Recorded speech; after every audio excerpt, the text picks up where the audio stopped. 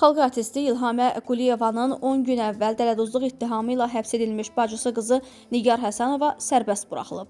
Qafqaz İnfonun əldə etdiyi məlumata görə Bakı Apellyasiya Məhkəməsi belə qərar çıxarıb. Nigarın vəkili İlqar Rüstəmov saytımıza açıqlamasında deyib ki, həbs qərarından verdiyi apellyasiya şikayəti təmin edilməyib.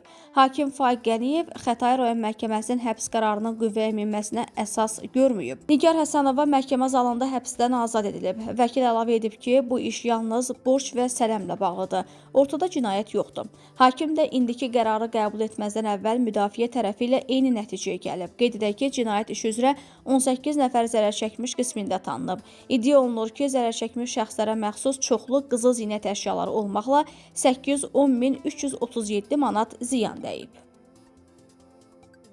Koti kimi tanınan tiktoker Zeynəb Zeynallı həbs edilib. Məhkəmə prokurorluğun müraciəti əsasında belə qərar qəbul edib. Koti bu dəfə Baş prokurorluğun cinayət təqibindən kənar icraatlar idarəsi tərəfindən inzibati məsuliyyətə cəlb edilib. Qərarda yazılıb ki, 25 yaşlı Zeynəb Zeynallı dis.koti adlı səhifəsində əxlaqsız ifadələr, söyüşlər səsləndirilib. 300 min nəfərə yaxın izləyicisi olan səhifə üzərindən cəmiyyətə qarşı açıqca hörmətsizlik edib. Bu hərəkətlərdə sosial şəbəkələrdə kütləvi nümayiş etdirildiyi halda xırda xuliqanlıq hesab edilir. Koti özü də məhkəmədə təqsirini etiraf edib. Deyib ki, çox aqressiv biri olduğu üçün onun barəsində mənfi fikirdə olanları elə sosial şəbəkə üzərindən təhqir edib. O həmçinin İnzibati Xətalar Məcəlləsinə sosial şəbəkələrdə cəmiyyətə hörmətsizliklə bağlı yeni maddə əlavə edildiyini bilmədiyini deyib, bir daha bu cür hərəkətlər etməyəcəyinə söz verib.